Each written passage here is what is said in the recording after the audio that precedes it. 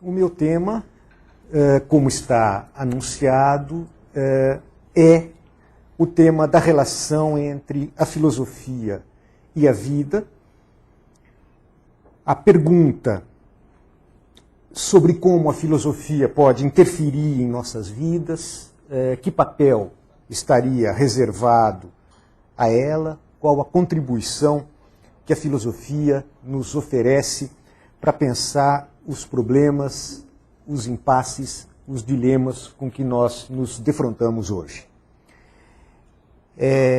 Eu pretendo aqui, hoje, nesta noite, apresentar a vocês uma reflexão que tem por base a obra de Friedrich Nietzsche, um filósofo bastante conhecido e que certamente nos proporciona algum subsídio de extrema relevância e atualidade para se tomar essa questão da relação entre filosofia e vivência, e vida concreta, e trabalhá-la em termos do pensamento.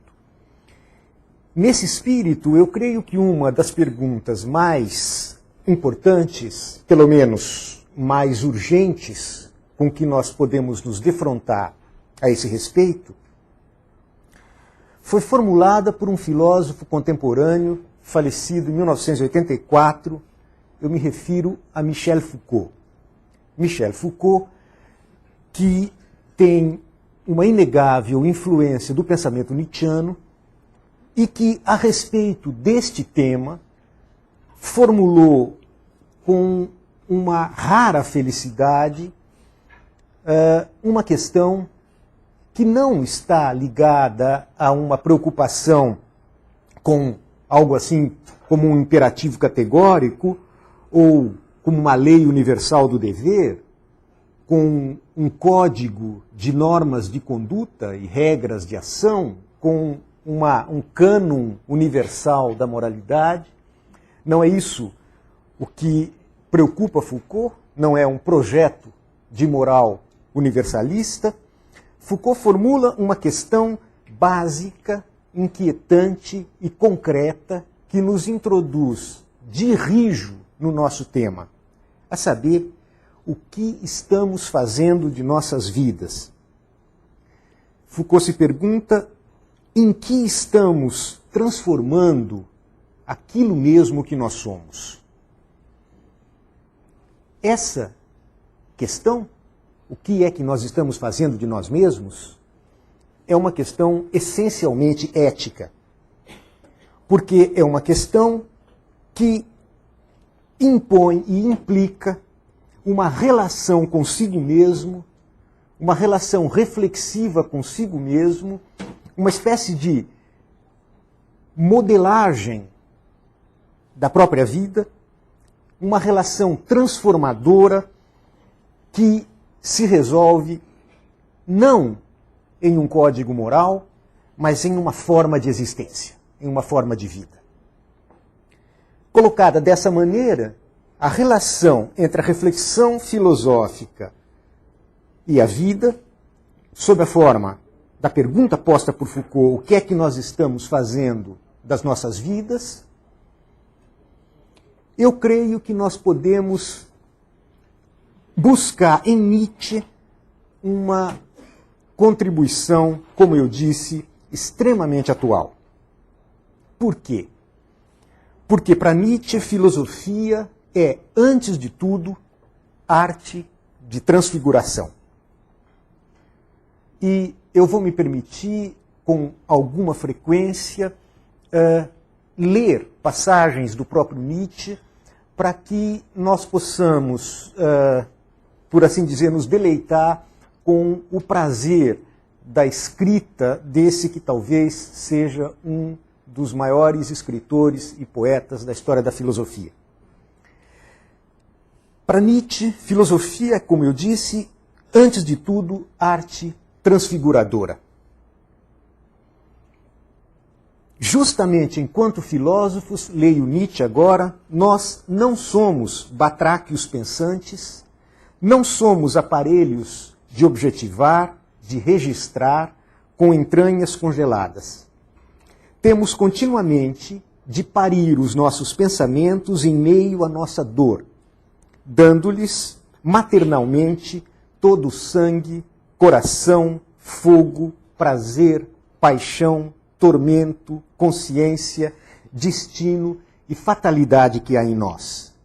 Viver, isto significa para nós transformar continuamente em luz e flama tudo o que somos, também tudo o que nos atinge.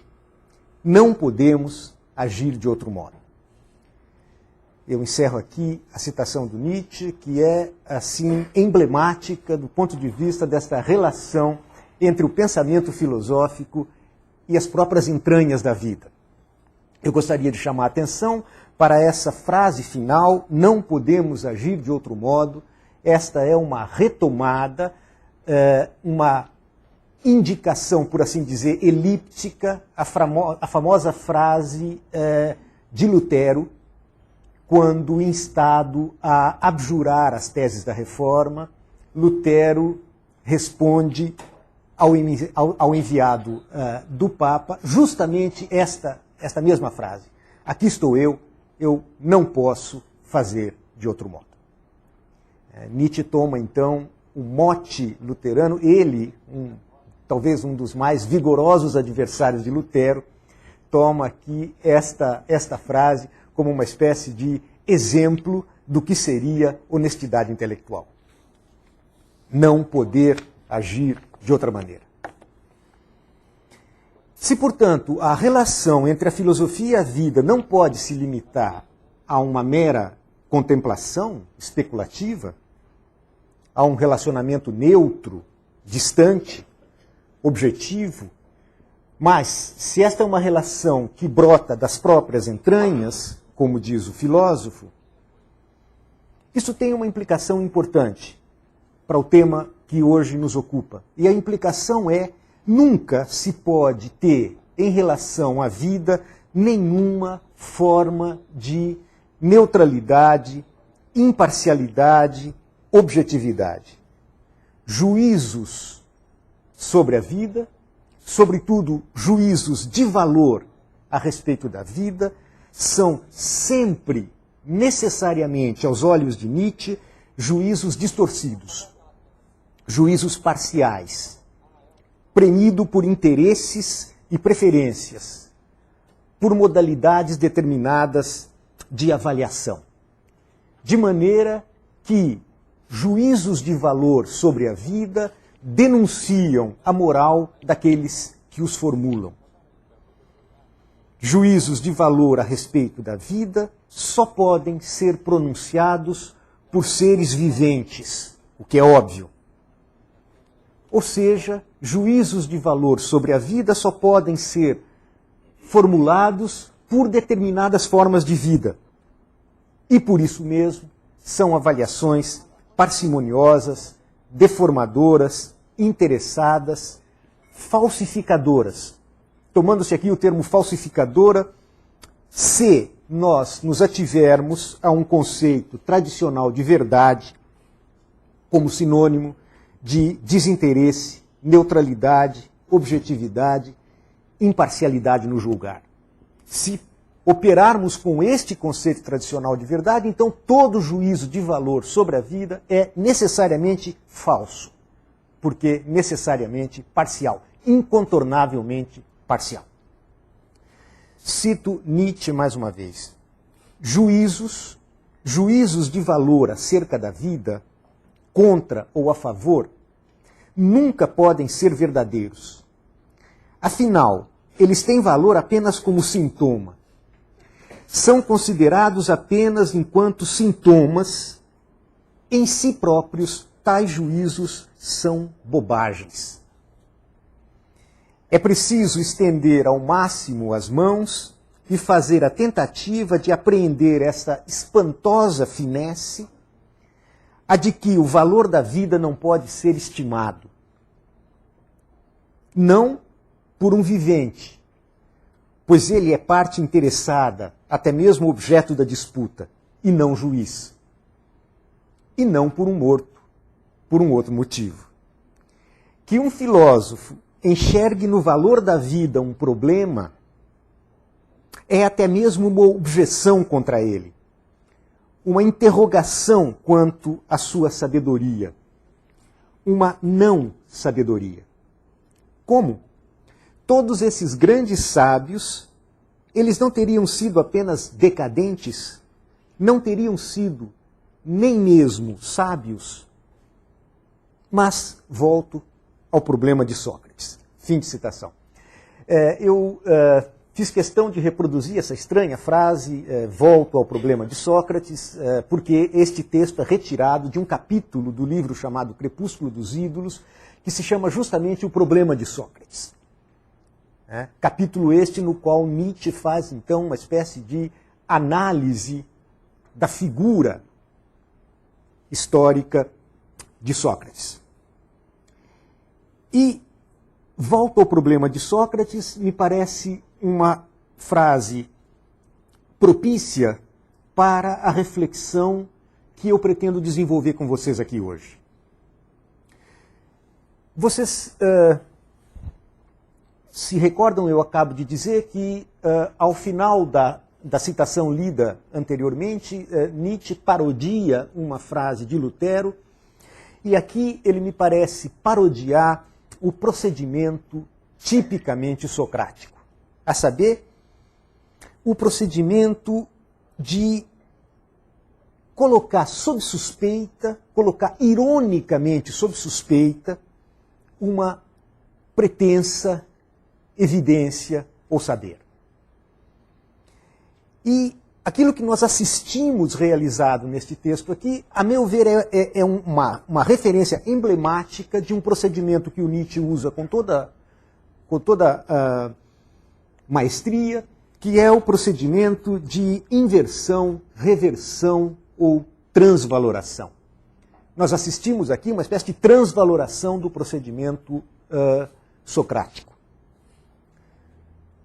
É sabido, Sócrates se postava na praça pública e interrogava os cidadãos de Atenas, basicamente acerca de algumas questões, como, por exemplo, o que é que vocês estão fazendo da sua vida, mais ou menos a modo como o Foucault formulou, e também se interrogava os seus interlocutores a respeito daquilo que eles julgavam saber sem saber.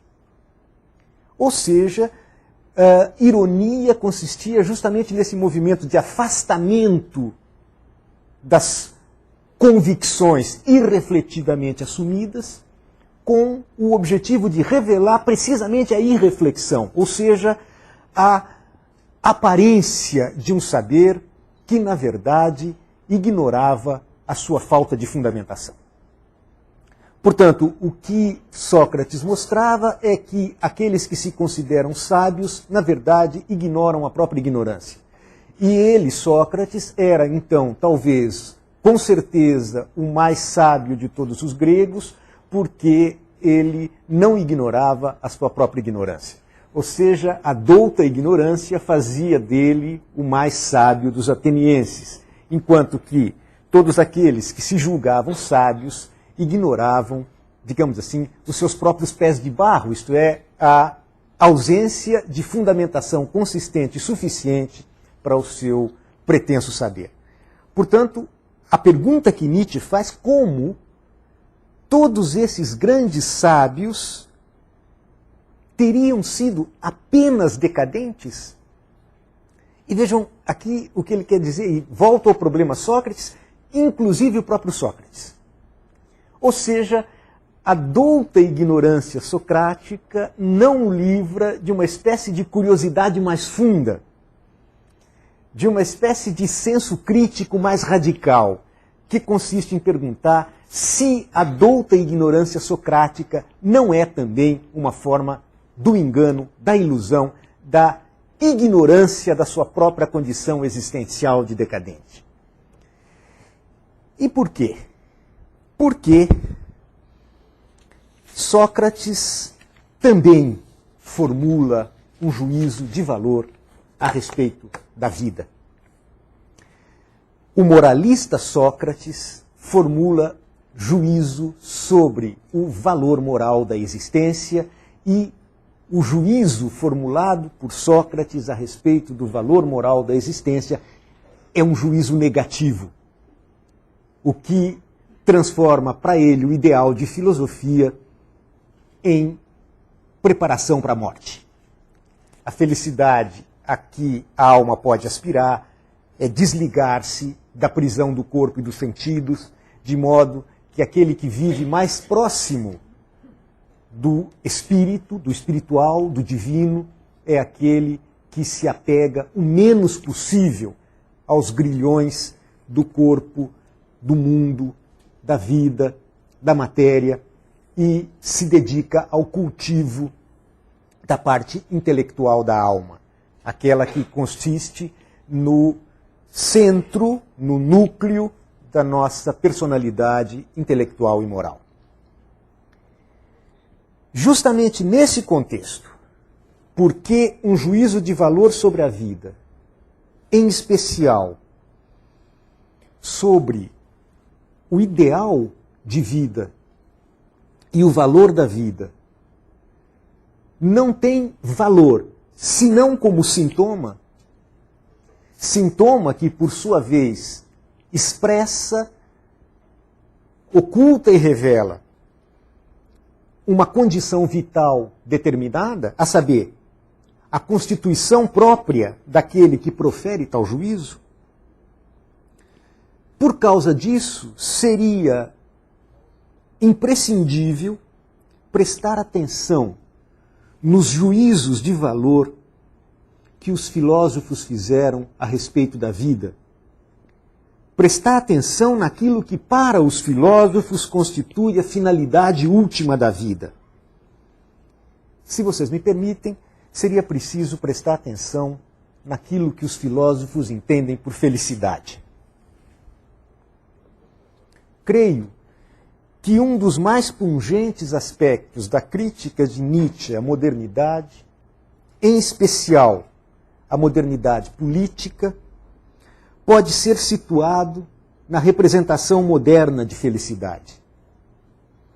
Felicidade que, talvez com a única exceção da ética rigorista de Kant, constituiu a aspiração máxima e a verdadeira finalidade das éticas filosóficas ocidentais.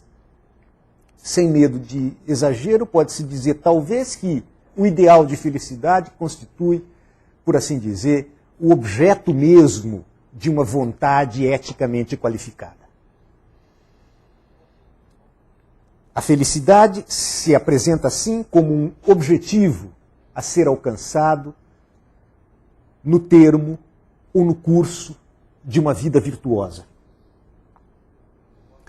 Ora, em que consiste o nosso ideal moderno de felicidade? Em que consiste o nosso ideal moderno de virtude, que corresponde à felicidade que nós mesmos, homens modernos, almejamos? Qual é o interesse maior de nossas vidas? Permito-me aqui uma citação de um dos trechos mais conhecidos de Nietzsche, mas ao mesmo tempo mais ricos do ponto de vista daquilo que interessa para nós nesta nossa discussão de hoje. Eu leio uma passagem de Assim Falou Zaratustra. Inventamos a felicidade, dizem os últimos homens, piscando os olhos. Eles deixaram as regiões onde a vida era dura, pois precisa-se de calor. Ainda amamos o próximo e nos roçamos por ele, pois necessitamos de calor. Adoecer e ter desconfiança são para eles algo pecaminoso. É com cuidado que se anda por aí.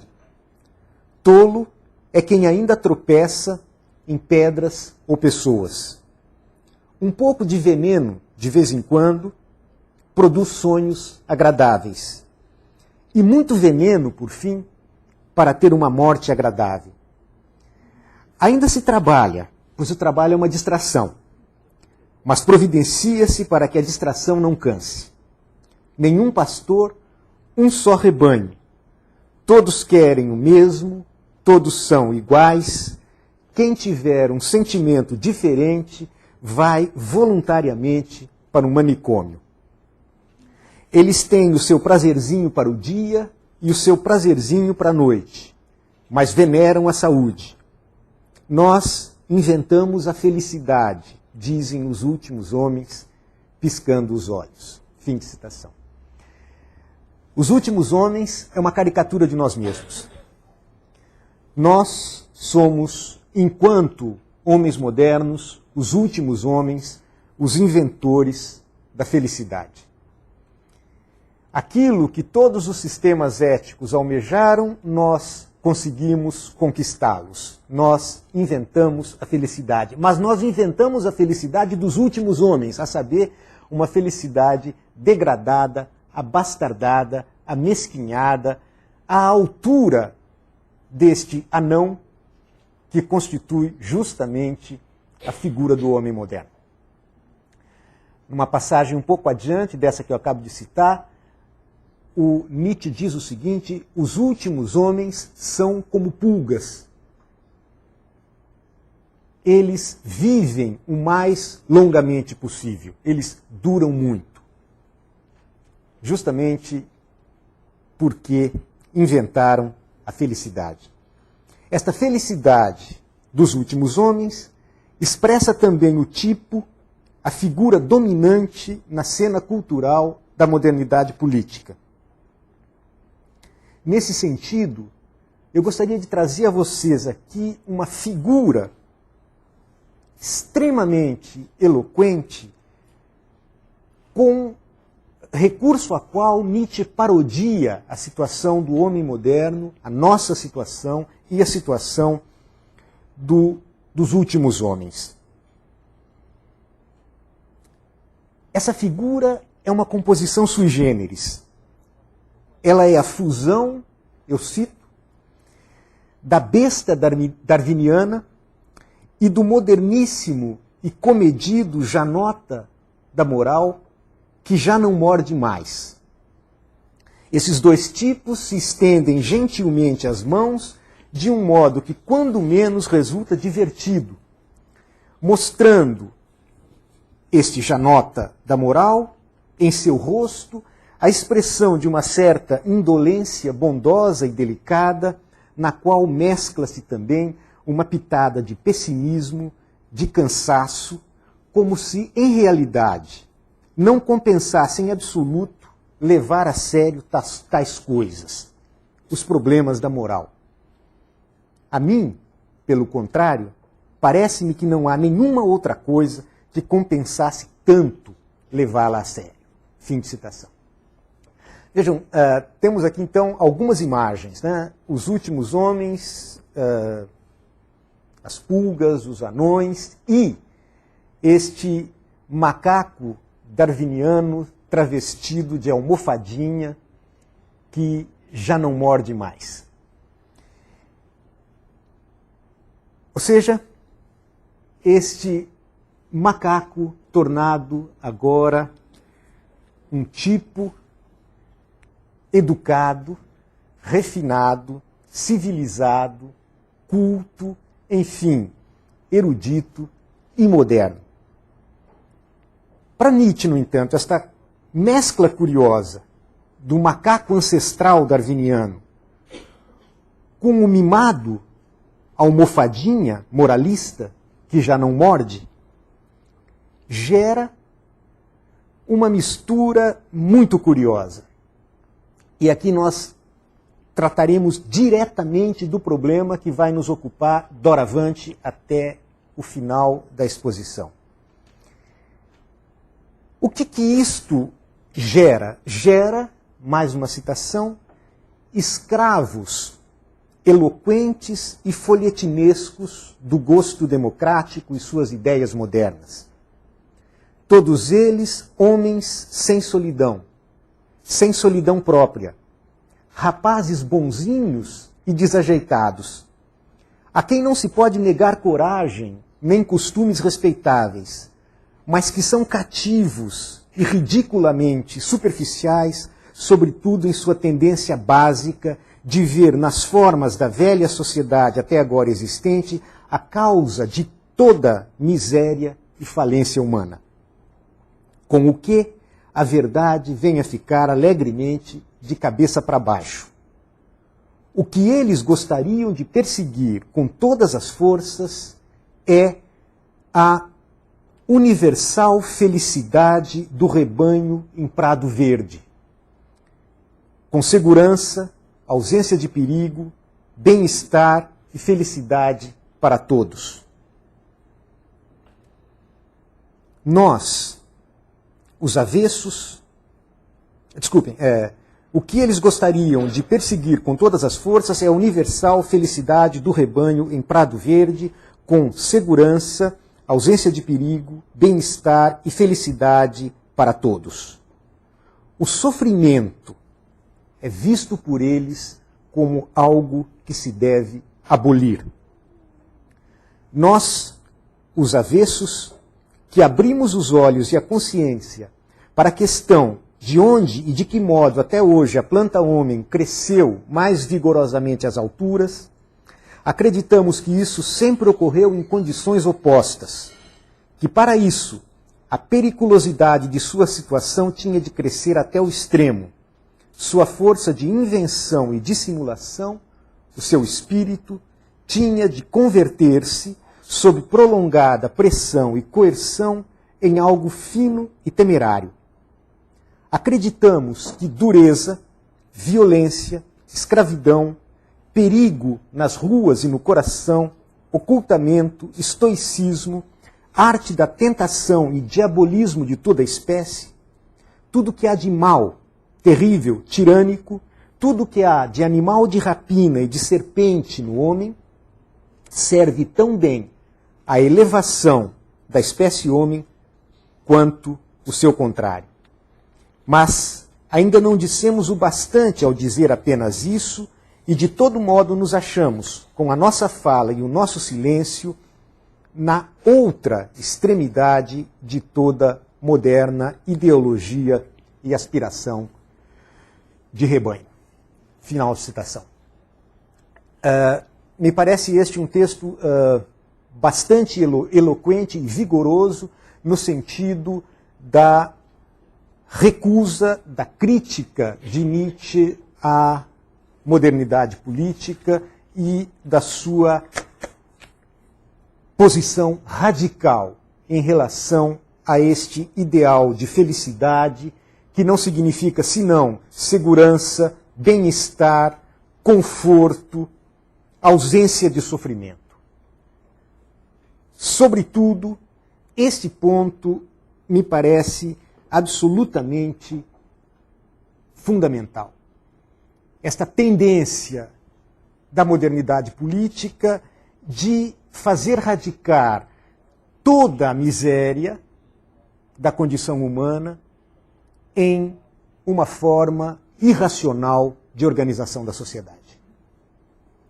E mais ainda, esta tendência quase que irresistível para todos nós de procurar abolir o sofrimento da vida, de pensar a felicidade como sinônimo de segurança, ausência de perigo ou aquilo que Nietzsche chama universal felicidade do rebanho em Prado Verde.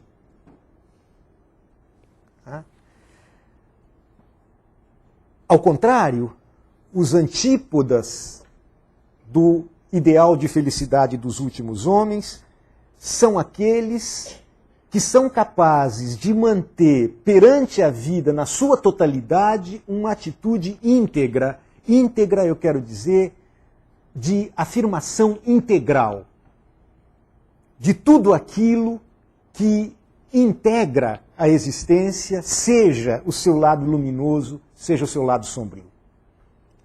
abolir o sofrimento da existência significa desertificar, esterilizar a vida e transformá-la em uma forma de existência própria da felicidade dos últimos homens. É a esse respeito que gostaria de pautar a reflexão que hoje nos ocupa. Numa passagem de Crepúsculo dos Ídolos, na qual aparentemente se trata de um problema específico de estética filosófica, a saber, a questão da arte pela arte, portanto, do moderno dandismo esteticista de que a filosofia de Nietzsche é frequentemente acusada, no contexto, portanto, de uma questão que, pelo menos aparentemente, só tem relação com aquilo que existe de supérfluo na existência, no contexto que cuida especificamente da arte pela arte enquanto crítica da heteronomia da arte, que, portanto, parece ser uma questão que não compromete diretamente os problemas da produção e reprodução da vida material, aquilo que de fato interessa, Nietzsche formula uma das suas mais espantosas versões do que é o trágico e da tragédia. Eu fiz questão de pensar esta concepção do trágico, extraída justamente do aforismo que se chama A Arte pela Arte, para que nós possamos refletir acerca das implicações presentes nesse texto. Esta concepção do trágico não é senão um hino de louvor à integralidade da vida, e um hino de louvor que se constrói a contrapelo e a contracorrente de uma certa visão pessimista da arte, da visão schopenhaueriana, da visão por Schopenhauer da arte como anestésico, entorpecente, quietivo, como uma etapa ou um degrau que conduz a uma negação ascética da vontade de viver. Como vocês sabem, para Schopenhauer, a arte tem uma função aquietadora da vontade. A arte apazigua, entorpece, e nesse sentido ela é uma forma de negação da vontade que é transitória, não é como a santidade, que é uma forma definitiva de negação ascética da existência, mas durante o tempo que dura a contemplação artística, a experiência estética, nós somos como que libertos do aguilhão da vontade e estamos transformados em puros sujeitos do conhecimento, libertos da escravidão do desejo e do querer. Infelizmente, a localização desse aforismo no interior da tessitura argumentativa do Crepúsculo dos Ídolos não mereceu a devida atenção dos comentadores, tendo sido até hoje muito pouco refletida. Eu creio que não é por acaso que Nietzsche considerou o Crepúsculo dos Ídolos como um esboço ou um resumo do conjunto da sua filosofia. E a esse respeito, a sequência e a disposição dos aforismos no interior deste capítulo chamado Incursões de um Extemporâneo, dá testemunho de uma ordenação extraordinariamente requintada.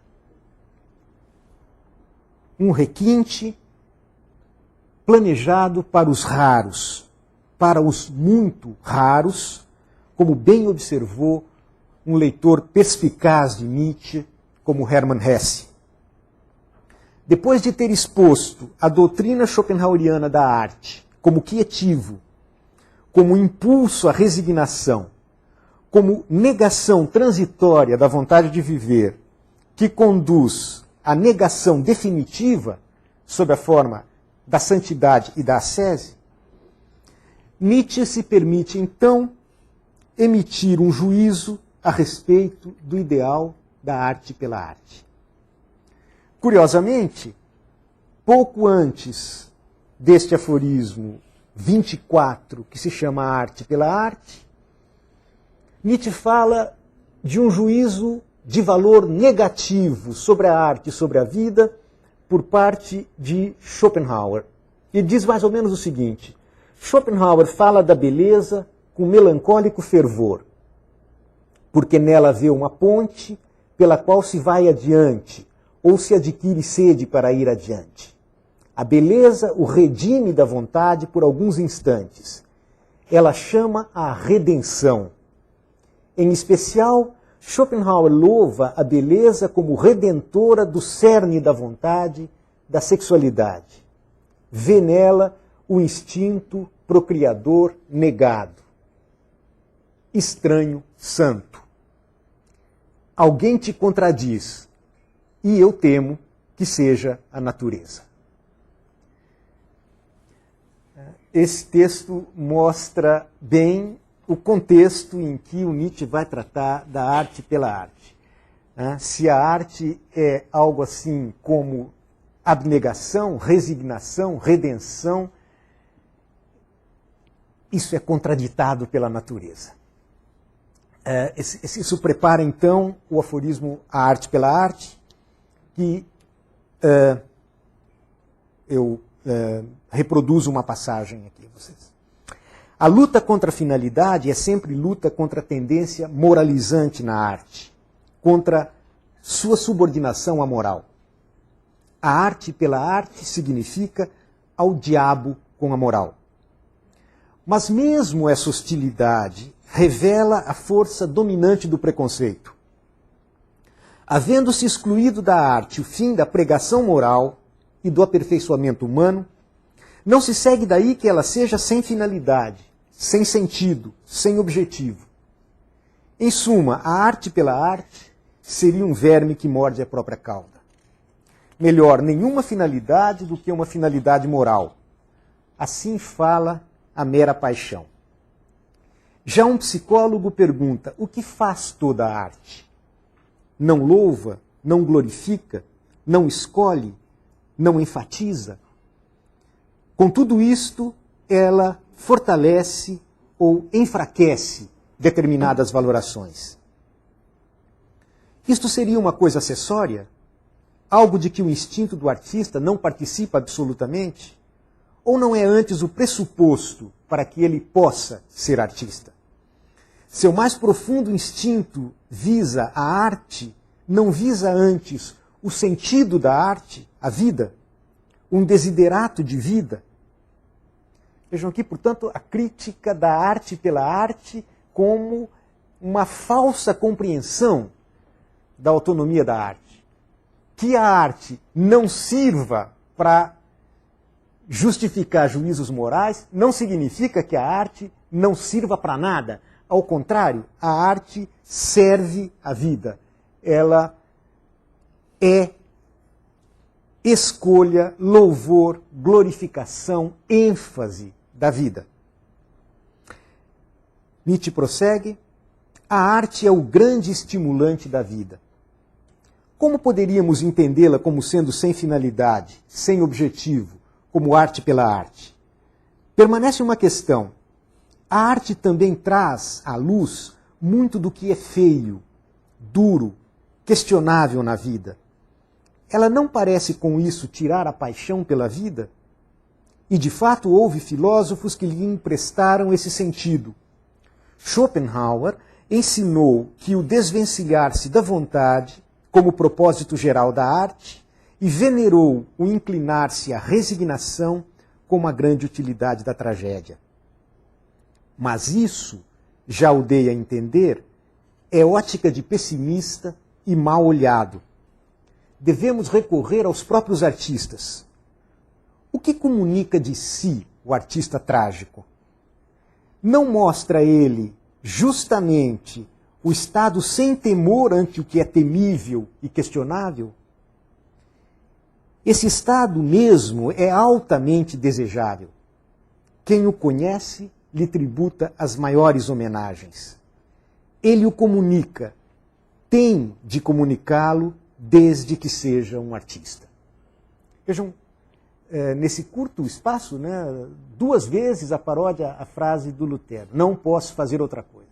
Se é um artista, eu tenho que comunicar esse pathos.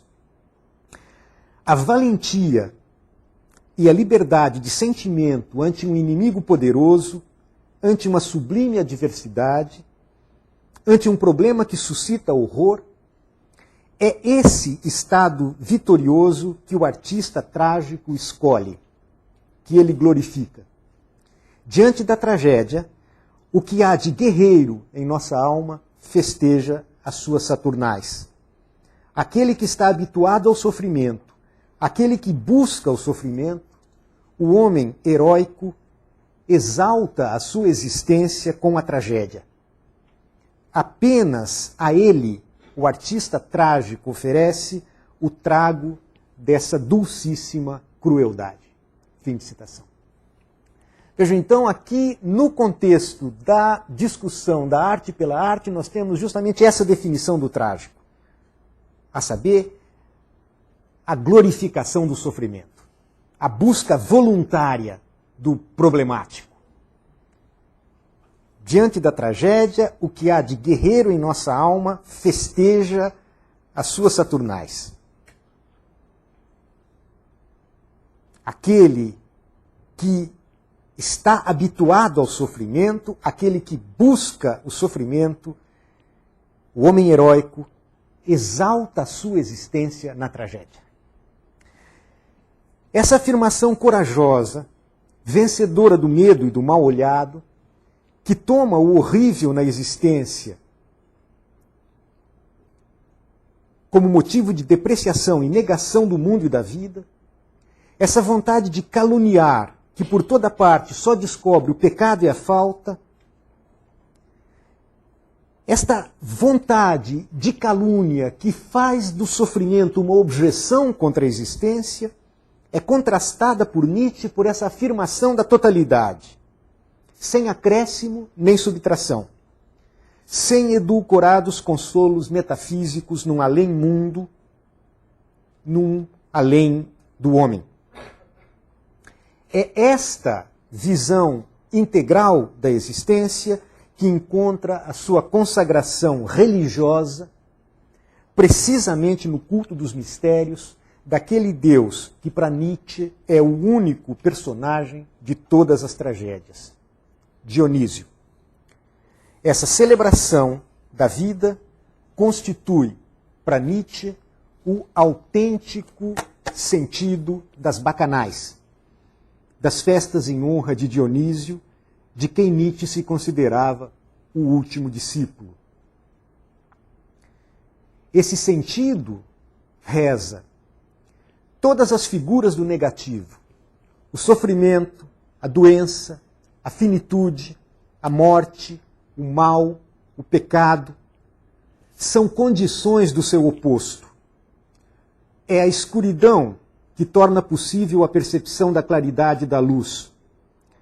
A supressão da dor é também a esterilização do solo de onde pode medrar uma autêntica felicidade. A tragédia consiste na intuição da copertença entre a felicidade e o martírio. Ela é a expressão daquele estado vitorioso de quem, mesmo com o sacrifício próprio, mesmo à beira do abismo, com o próprio perecimento, esteve à altura de um combate valoroso. O heroísmo e a grandeza consistem na assunção da integridade da existência, na doçura dessa crueldade, para quem o sofrimento não é uma objeção contra a vida, não é um entorpecente, um narcótico, mas, ao contrário, um estimulante, na medida em que se transfigura em beleza e redenção, na forma sublime da obra de arte de uma vida. Nesse sentido, temos o oposto de toda resignação na atitude afirmativa e positiva, que mesmo no limiar da morte bendiz a vida com gratidão ao pronunciar, olhando firme no fundo dos olhos da vida, então era isso a vida? Pois bem, então eu quero tudo de novo da capo. Para finalizar, eu leio um texto onde me parece está condensado por Nietzsche o essencial do espírito trágico. Somente nos mistérios dionisíacos, na psicologia do estado dionisíaco, expressa-se o fato fundamental do instinto helênico, a sua vontade de vida. Que garantia o heleno para si com esses mistérios? A vida eterna, o eterno retorno da vida, o futuro prometido e consagrado no passado, o triunfante sim à vida acima da morte e da mudança, a verdadeira vida como continuação geral mediante a procriação, mediante os mistérios da sexualidade. Para os gregos, então, o símbolo sexual era o símbolo venerável em si, o autêntico sentido profundo no interior da antiga religiosidade. Todo pormenor no ato da procriação, da gravidez ao nascimento, despertava os mais elevados e solenes sentimentos. Na doutrina dos mistérios, a dor é santificada. As dores da mulher no parto santificam a dor em geral. Todo vir a ser e crescer, tudo aquilo que garante futuro, implica a dor. Para que haja o eterno prazer da criação, para que a vontade de vida afirme eternamente a si própria, tem de haver também eternamente a dor da mulher que pare. A palavra Dionísio significa tudo isso. Não conheço simbolismo mais elevado do que esse simbolismo grego das dionisíacas. O mais profundo instinto de vida, aquele voltado para o futuro da vida, a eternidade da vida, é nele sentido religiosamente. O próprio caminho para a vida, a procriação, é sentida como o caminho sagrado. Fim de citação. Esta, a meu ver, é uma caracterização do trágico que destaca o seu aspecto essencial, a saber, tudo o que garante futuro implica a dor e o sofrimento, para que haja o eterno prazer da criação, para que a vontade de vida se afirme a si próprio, tem de haver eternamente a dor da parturiente. Ora, se Nietzsche tem algo a nos dizer sobre a relação entre filosofia e vida, eu espero ter podido apresentar a vocês pelo menos um pouco dessa contribuição. Muito obrigado pela atenção.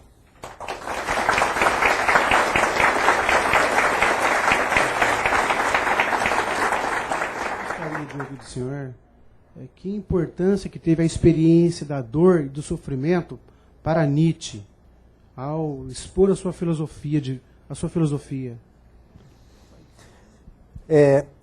Como você pôde notar pelos trechos que eu citei aqui, há uma importância filosófica, uma importância teórica, né, da questão do sofrimento, da valorização do sofrimento, mas eu preciso dizer que isto em Nietzsche não é simplesmente uma questão teórica. Ou seja, Nietzsche foi um pensador que escreveu sobre o sofrimento e sobre a aceitação do sofrimento com conhecimento de causa. Isso é como um sofredor muito penalizado, muito martirizado por um sofrimento que dura toda a sua vida. O colapso, a síncope mental que o priva da razão por 11 anos e o mantém em um estado, digamos, de completa alienação, é só o desenlace, o desfecho trágico de uma vida que foi, de início ao fim, pautada por um sofrimento verdadeiramente extraordinário. Não apenas um sofrimento psíquico, mas um sofrimento físico, inclusive. Então, a experiência de Nietzsche com, se me permitem essa expressão, com as mazelas da finitude, são experiências realmente muito intensas. Não é alguém que escreve sobre a dor em abstrato. Agora, o interessante é que, ao invés disto ser uma objeção contra a vida, ele, ao contrário, justamente a atuação disso é como um estimulante a mais para a vida, é como uma batalha a mais que se enfrenta. É bem nesse sentido que se trata do contrário da felicidade dos últimos homens. Não significa apenas a dor, mas a grande dor, como diz o Nietzsche. E são inúmeros os textos em que ele fala a esse respeito, sobretudo da importância e do papel positivo da doença e do sofrimento. Boa noite, professor. Boa noite. O senhor sintetizou numa frase no final, que eu gostaria de citar novamente. Então, era isso a vida? Então, quero tudo novamente. Eu gostaria que o senhor fizesse uma alusão, se nós poderíamos ver nessa frase uma possibilidade ante a presença do niilismo e também uma alusão ao eterno retorno. Muito obrigado. Essa é uma pergunta muito difícil de ser respondida. Naturalmente, em relação ao segundo membro da sua questão, ao eterno retorno, a minha resposta seria enfaticamente afirmativa. Esta resposta ela está ligada a uma concepção do eterno retorno em relação com aquilo que o Nietzsche chama também de amor fati, amor do fado, amor do destino. A questão é pensada da seguinte maneira: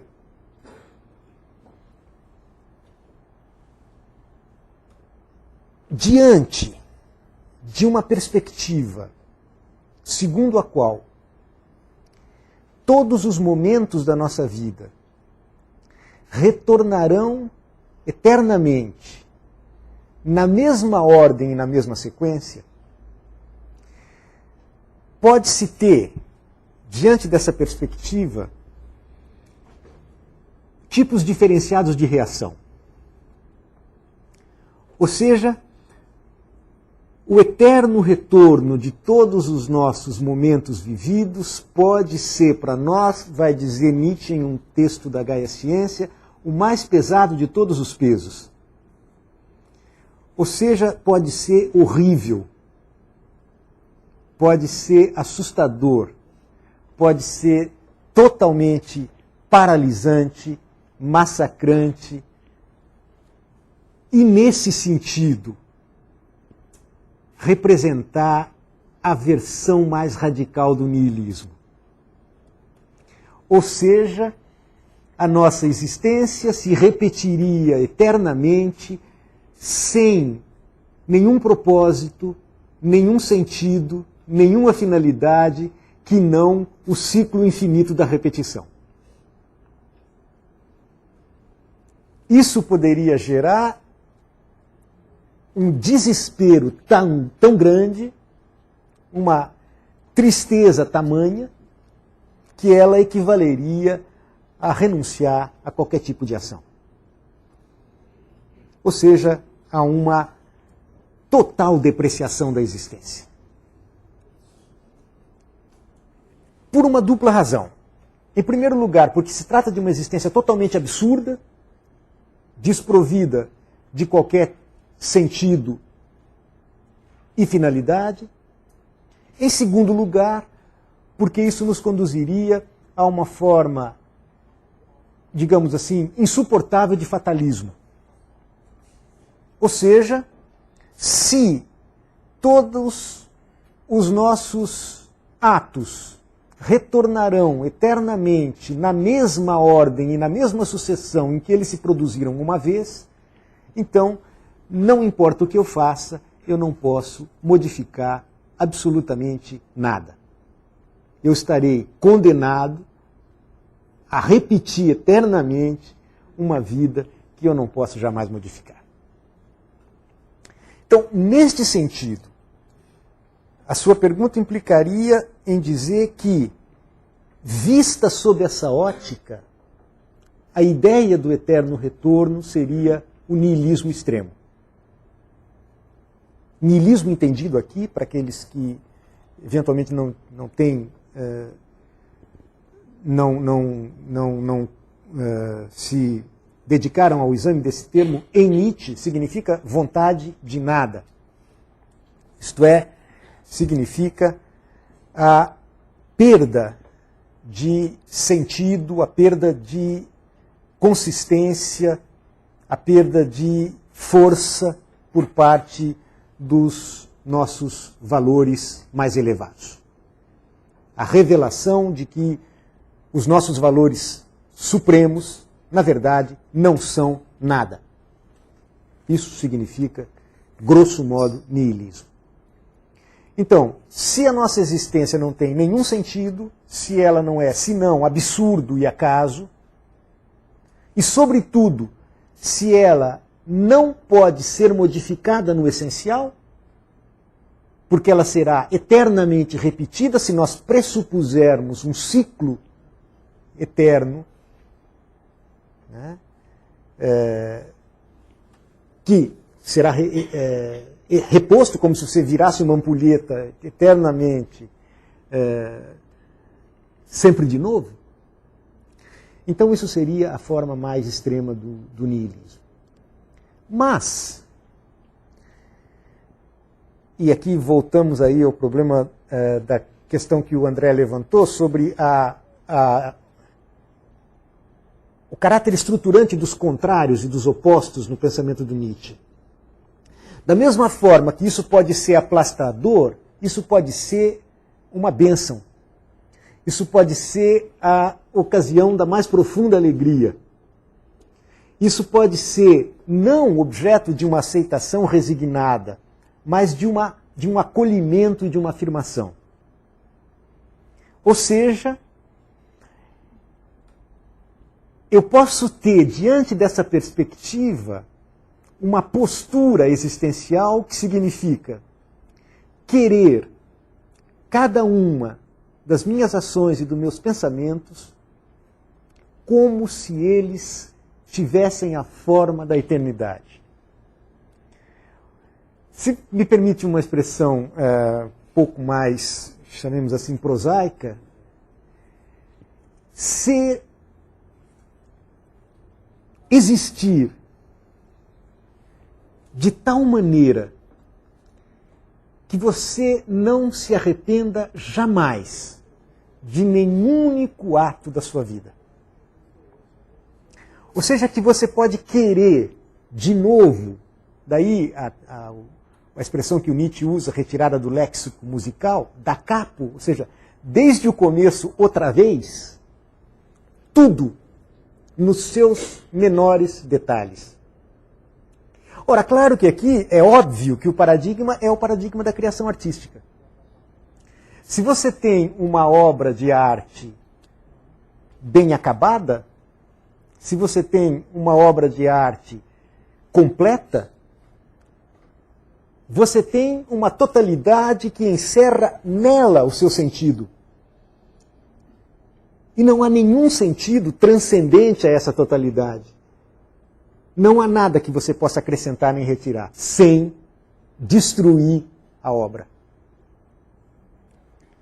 Se você consegue levar uma vida assim, então a perspectiva do eterno retorno é uma perspectiva de alegria.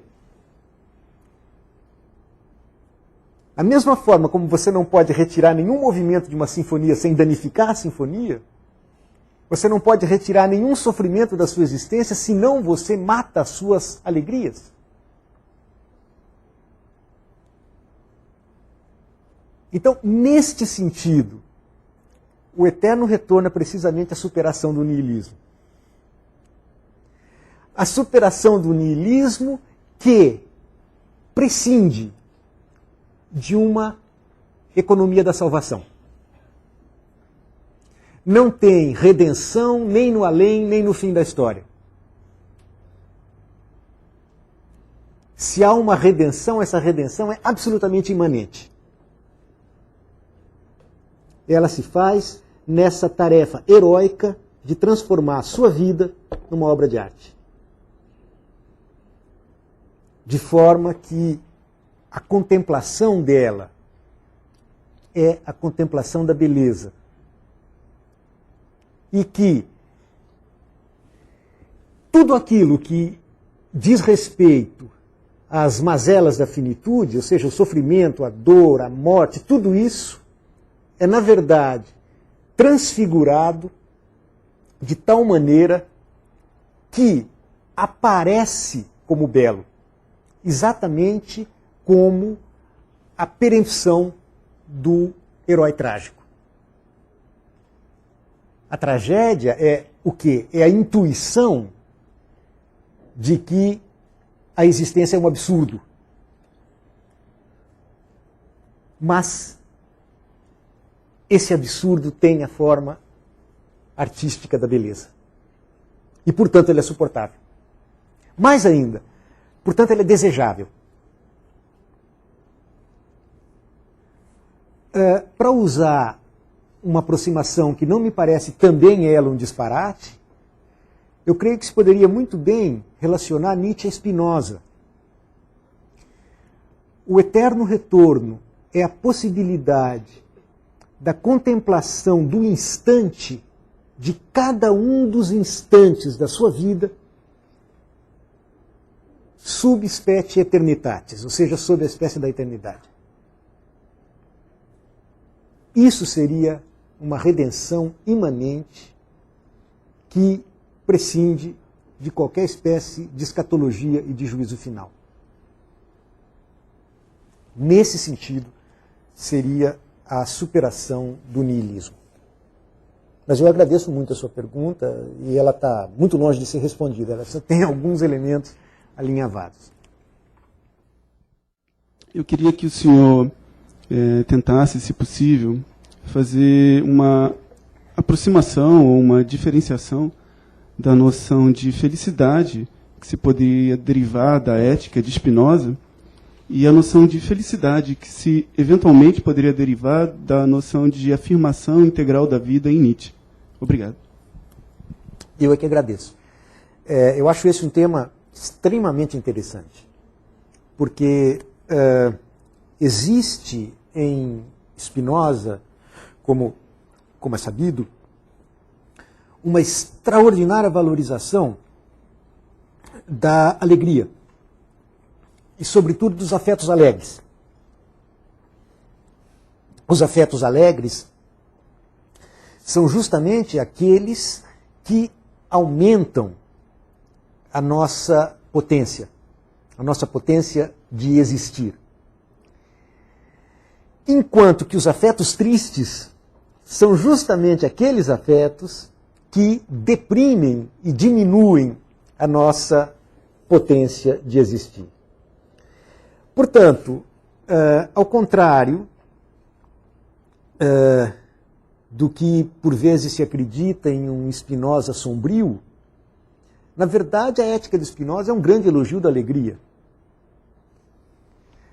Ora, para Nietzsche, da mesma forma, tudo aquilo que aumenta a nossa potência, ou se você quiser, a vontade de poder, é para Nietzsche positivo, igualmente positivo.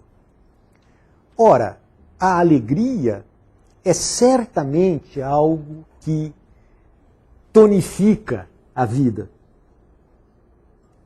O grande problema para o Nietzsche é que, para que você possa ter alegria, não meramente bem-estar, mas alegria mesmo, é preciso que você atravesse uma experiência vivida também de sofrimento. O triunfo sobre isto é justamente aquilo que pode ocasionar a maior alegria. Então, eu gostaria de tocar em um ponto relativamente a essa comparação que me parece ser um ponto bastante importante. Em Nietzsche, por um lado, você tem alegria ligada à beleza. A beleza é fonte de alegria.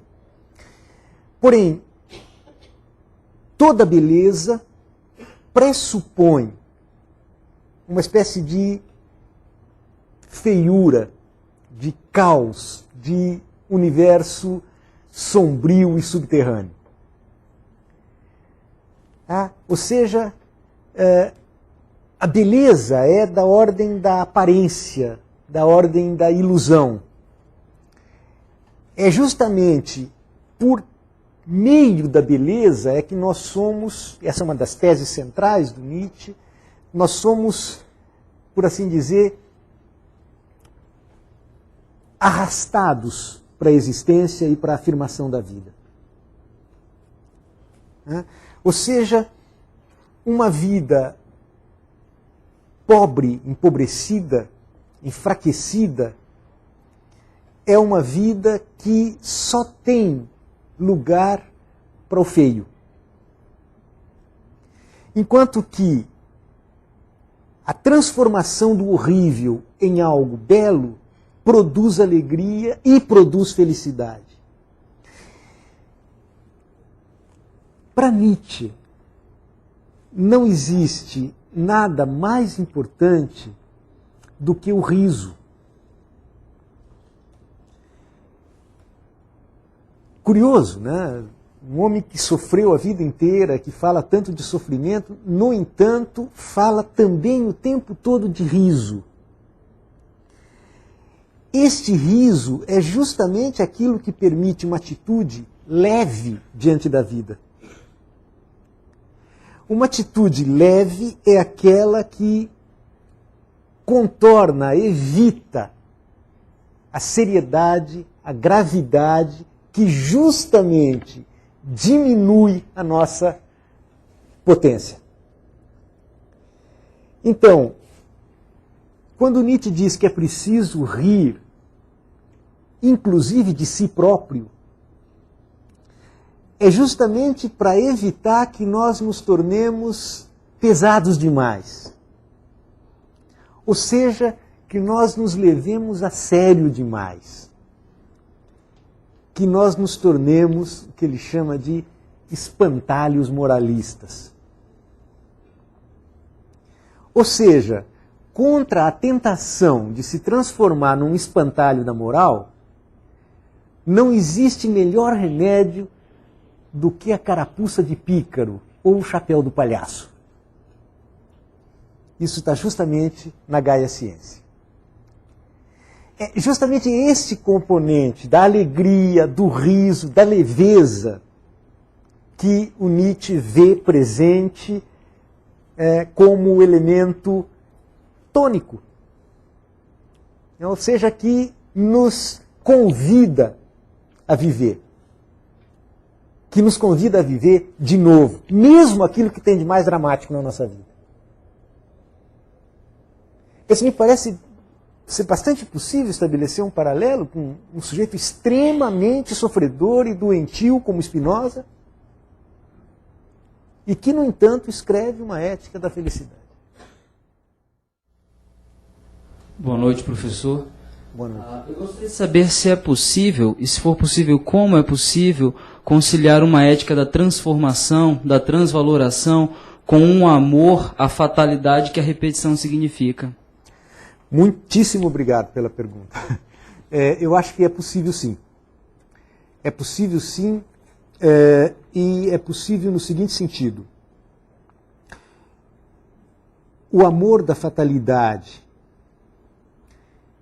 é, na verdade, a expressão de uma postura filosófica de acolhimento da integralidade da vida. Isso significa, em primeiro lugar, que a perspectiva de um retorno eterno daquilo que foi vivido não capacita ou, por assim dizer, permite qualquer tipo de conhecimento por antecipação ou a priori daquilo que será o desenlace, o desenrolar, o curso da nossa existência. Esse curso se dá a cada momento. E é impossível eu saber exatamente aquilo que será da minha própria vida, senão a posteriori. Portanto, esse é o primeiro elemento da resposta. Como eu não sei por antecipação aquilo que será o meu destino, eu tenho que proceder de tal maneira como se cada instante fosse igual à eternidade.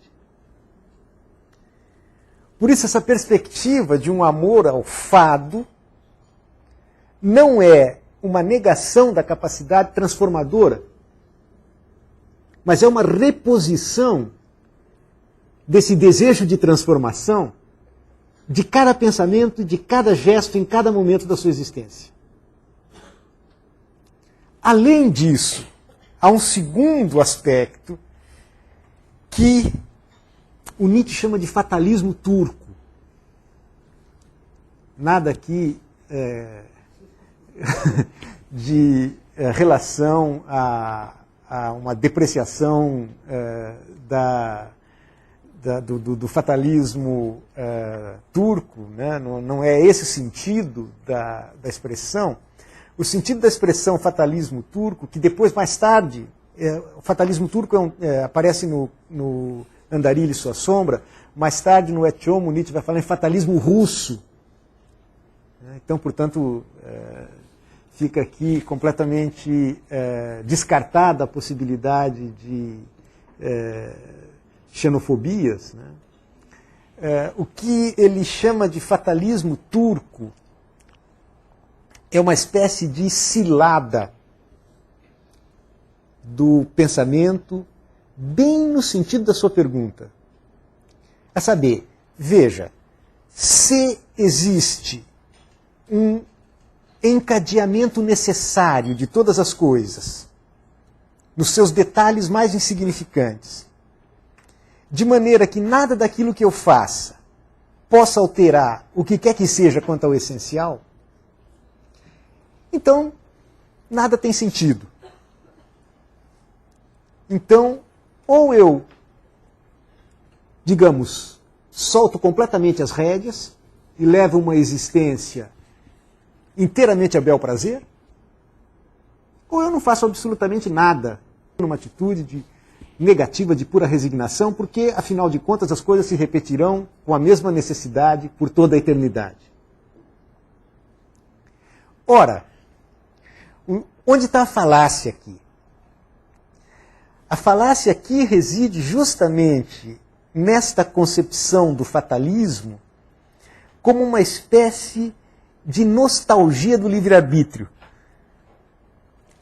Ou seja, há como que uma espécie de ilusão de que a posição fatalista é algo que me permite, de fora, fazer um julgamento sobre a necessidade das coisas. Como se eu pudesse me resignar ou não. Como se o fato de eu resignar-me fosse, no fundo, uma decisão voluntária. Ora, se não há nada fora do todo, a sua resignação, ela é absolutamente um elemento da cadeia infinita das causas que constituem a totalidade. De tal maneira que não existe uma posição fora dessa cadeia que me permitisse resignar-me ou rebelar-me, posto que a minha resignação ou rebelião é um elemento do todo. E é só, por assim dizer, na perspectiva falaciosa de uma nostalgia do livre-arbítrio é que eu posso estabelecer a oposição entre liberdade e determinismo. Ou seja, no fundo é um falso problema. Tá? Porque a atitude resignada supõe que ela é uma atitude voluntária, é uma resignação voluntária.